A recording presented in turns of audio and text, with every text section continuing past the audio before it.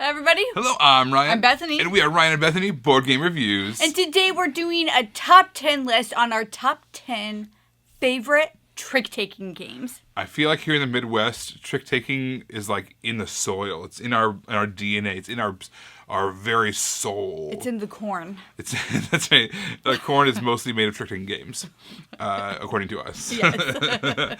And so we love them. We love classic card games. We love the new board gaming hobby-style trick-taking games. And we want to show you some of our favorites. Be sure in the comments below to let us know what your favorites are, because if we haven't played them yet, we can. Do you want to tell everybody what trick-taking is, just in case they don't know? This is a great idea, but you put me on the spot, and now I have to say it right. So trick-taking games are a game where you have a hand of cards. Traditionally, right? There's different takes on it. Traditionally, you have this hand of cards. You're going to play them out there. One card is considered the trump, or the highest suit. And basically what you're trying to do is you're trying to win those tricks. Sometimes you have a partner that's across the table from you, and you are working with your partner to collectively win tricks. Sometimes you're trying to call out how many tricks you're going to win before you ever start playing. You'll see some of that right away on our list. But basically, you're playing a card and you want to play the highest one. And the suit matters because there's that one big suit, the one that's always going to win, called the trump suit. You generally have to follow suit in these kinds of games. So you have to say, if you start with, using a classic card game, you start with hearts. If you have a heart in your hand, you have to also play a heart. And you only get to play a different suit if you don't have a heart. Yes. Awesome. That's the generic kind of overview. There's obviously lots of twists on that, which we'll be talking about. All right, so number 10 on our list is just the classic card game, and that is Spades. So this is a trick-taking game where you're playing on teams, and you are betting on how many tricks you think you're going to take. And so you keep going back and forth. Obviously, you can you want to achieve how many tricks or more that you say you're going to be able to take in Spades between you and your partner. And then the first team that reaches 500 points wins. So it's done over multiple rounds. This is just a classic card game, a classic trick-taking game, and one that, gosh, before board games got to our table a lot. Yeah, I love this one because you can go nil. Nil meaning you can choose 0 as the amount that you're going to get. And if you happen to get it, if your partner's able to cover for you, you're going to get 100 points, which is fantastic. What a classic game. I'll play it anytime. Love it. All right, number 9. This is on the opposite end of the spectrum. This is a very new and a very hobby board game called Arcs. Arcs is kind of this space opera, right, where you have all these different ships and this area control thing going on, and you're traveling all around the board. But the mechanism that kind of drives the whole thing is this little hand of cards that uses a trick-taking mechanism. So it's basically really interesting to see how you play this card. It kind of tells you what your action options are, and as well as based off the number of that card, it's going to tell you, the strength of that and all the different things that go along with that too. So it's very interesting to see how this trick-taking element made its way into a much bigger space opera style game. And just when I was being taught that game, and I was like, that is trick-taking, you're right. That's so cool and weird and interesting. Yeah. I love seeing those elements work their way into a bigger game. Now, because it is such a small percentage of the game in terms of what you're actually doing and the actual goal, that's why I put it at number 9. It's a fantastic game, but trick-taking is just simply ordering up your actions, not the point of the game. All right, our number 8 is Mad, and this is one of the Pecco game games, so it comes in a box this big. It's one of those games. And in this trick-taking game, some of the tricks are positive or negative. And what you're trying to do at the end of the game is the person who's closest to 0 wins. So after every trick, you take a card from that trick and you add it to cards that you have, and you're trying to even out. You're trying to get to 0. So you might try to win something that has a really big negative number because you have a really high positive number, and vice versa on that. So it's really cool how it kind of goes back and forth from being a positive to a negative trick as you're trying to also add that so you can get closest to 0. Very, very fun little game in such a small little package. All right, so my number 7, this is Skull King. Skull King is based off kind of the idea of a game that's called Oh Hell. Oh Hell, basically, in that everyone gets dealt one card, And then you bet on, you basically say, I think I'm going to get 1 trick, or I'm going to get 0 tricks. And then if you're right, you get rewarded points. And then in the next round, you deal out 2 cards to everybody, and you say, okay, how many tricks do you think you're going to win? And then 3 cards, then 4 cards, all the way up.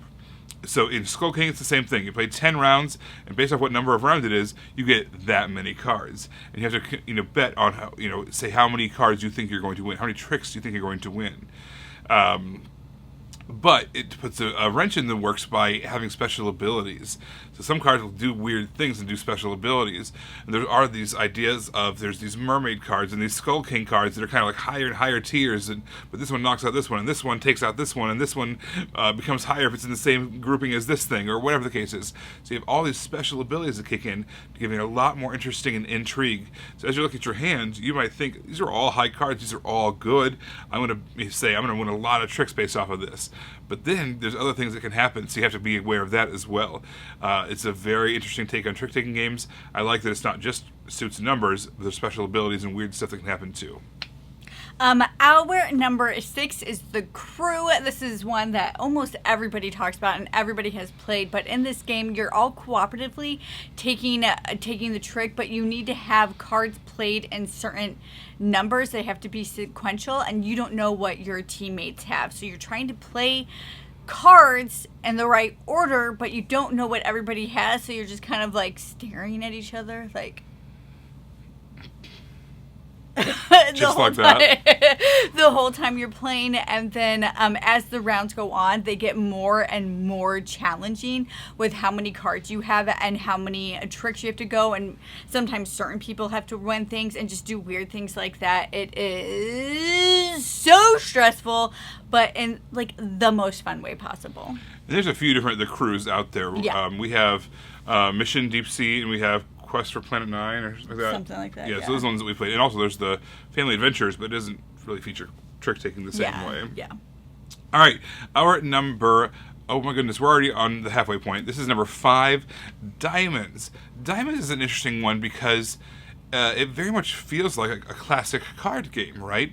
And this is kind of one of the first trick-taking games that came out to the hobby world that I was aware of. And there was other ones obviously before that, but this is the one that kind of hit me, and I was like, its name is Diamond, so it's a suit of cards kind of like hearts or spades, right? Those are already trick-taking games that exist. But in addition to just the deck of cards, it had this player shield and these little diamonds that you were working with as well. And again, it had special abilities as you were kind of hiding these diamonds and trying to like bury them in your vault and doing all these different things with them. So to me, this was the perfect blend of a classic trick-taking game mixed with a hobby trick-taking game. It was right there in the middle of that, and I really like that because of that. I can play this with my family who plays trick-taking games, or I can play it with board gamers who play trick-taking games, and it works for both settings very, very well. All right, our number 4 is us cheating, and that is Fox in the Forest and Fox in the Forest Duet. We're putting them in the same spot. We are cheating. We always try to get an extra game in, and this is how we're doing it this time.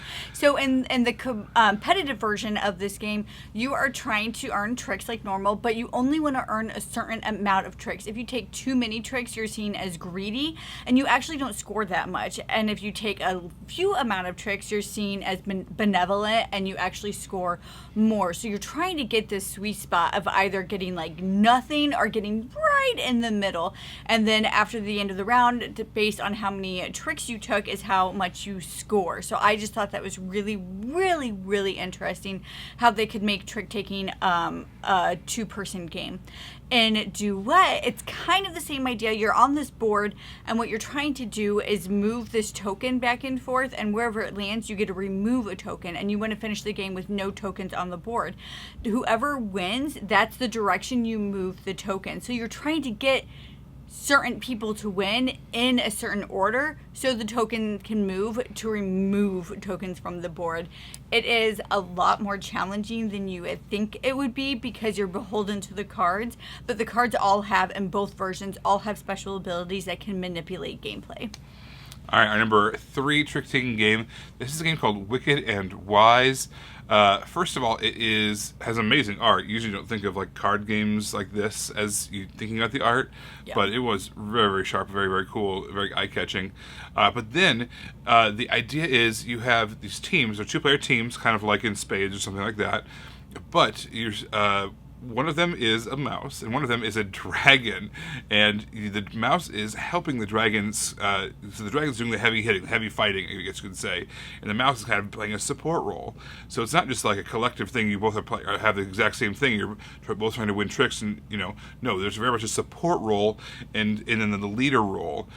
And they're both extremely important. So you're working together in order to take on the other teams. I thought that was a very clever take on that. Who plays what card matters at what time. And again, it looks stunning as well. So it had an interesting take on trick-taking, plus being the first one on this list that, like, the card art mattered to me. Yeah.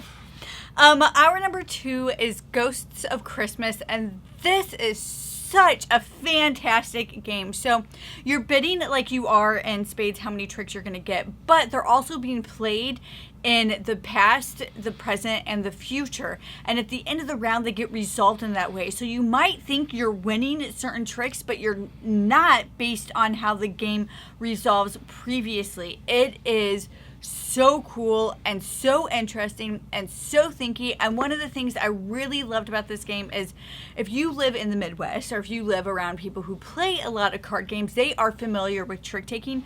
Trick-taking is a weird concept, and so if you're teaching somebody a brand new board game, you're not going to teach them a trick-taking game plus. But if they already know the trick-taking mechanism, you can teach them the plus. And so that's why I loved this game. It was very weird with how it all resolved, but it worked out really well. But we were able to teach it to people who understood trick taking, and so we were able to introduce this plus to them, and they were able to play it. Whereas if we had brought it to people who weren't gamers, it would be too confusing for them to understand. So Ghosts of Christmas, do not be fooled. It has a Christmas theme because of how the tricks take place, but you can play it any time of the year because it's that good. But also play it at Christmas. Well, yeah, obviously. All right, the number 1 game on our list, the best trick-taking game, in our opinion. I'm going to pause. I'm not going to tell you what it is yet. When we were first getting to know each other, we were friends. I had a crush on her, but whatever. We played this game constantly with our friends and family, and I grew up playing this game. She grew up playing this game. So this game is very near and dear to our hearts as individuals and as a couple as we kind of grew together. And if it was just because of that, it still wouldn't make the list, but it helps it, It would be on the list. It would be on the list. Yeah. But on its own, it's also a great game. And that name is Euchre. Heck yeah. Euchre uses the standard deck of cards. In fact, it only uses half of the standard deck of cards. I've seen it being played to where you can play it to 10 points. I've seen it where you can play it to 15 points. I've seen it to where you play it until you run out of time. So it's very customizable with all these different kinds of special abilities that you can throw in, house rules that you can make happen with it. And I've played with a bunch of them, and they're all silly and they're all fun. But really what it comes down to is it's a partner game. It's 2 versus 2. There's other iterations of it, but that's the main one, 2 versus 2. And you are just trying to call out what you want Trump to be based off of a card that gets turned over, and then you and your partner have to get the majority of tricks in order to score.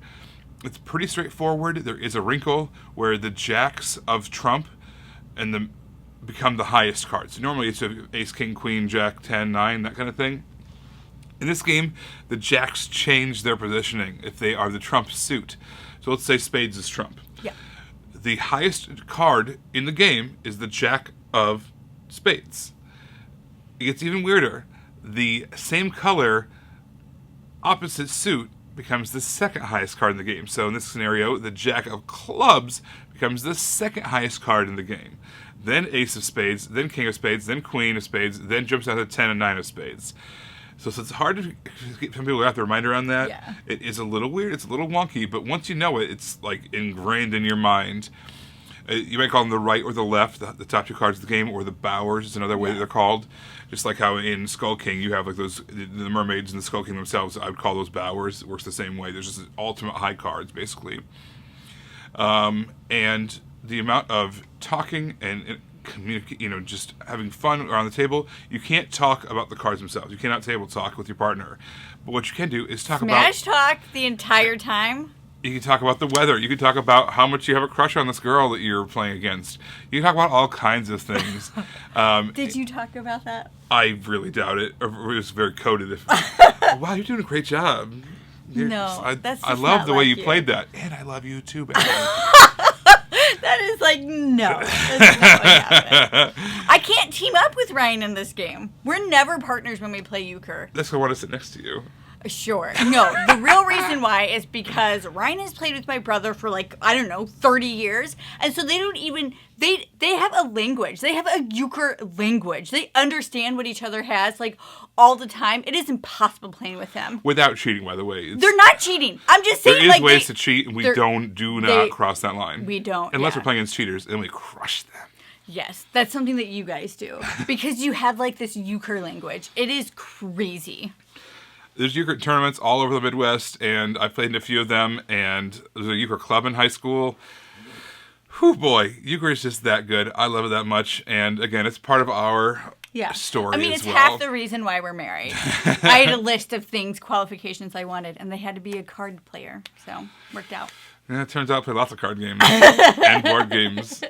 Yeah, like I said, it worked out. Well, anyway, we want to hear from you. You don't want to hear more from our past. We want to hear from you right now. What is your favorite trick-taking game? Is it any of the classic card games that you use with just a 52 deck? Is it any of the games that we mentioned? Are there other trick-taking games that we haven't mentioned on our list that you're like, why didn't you mention that? Let us know in the comments below. Yes, thanks so much for watching. Look forward to reading those comments, and we will see you next time. Bye. You guys, thanks for watching our shenanigans. As always, we appreciate it. Over here, if you follow this link, you're going to find a playlist we've hand-selected, handcrafted just for you because you watched this video. And if you check over here, this is a video that YouTube thinks you might like. So you can check that out if you want as well. All right, we appreciate it, guys. Thanks so much for watching, and we will see you next time. Bye.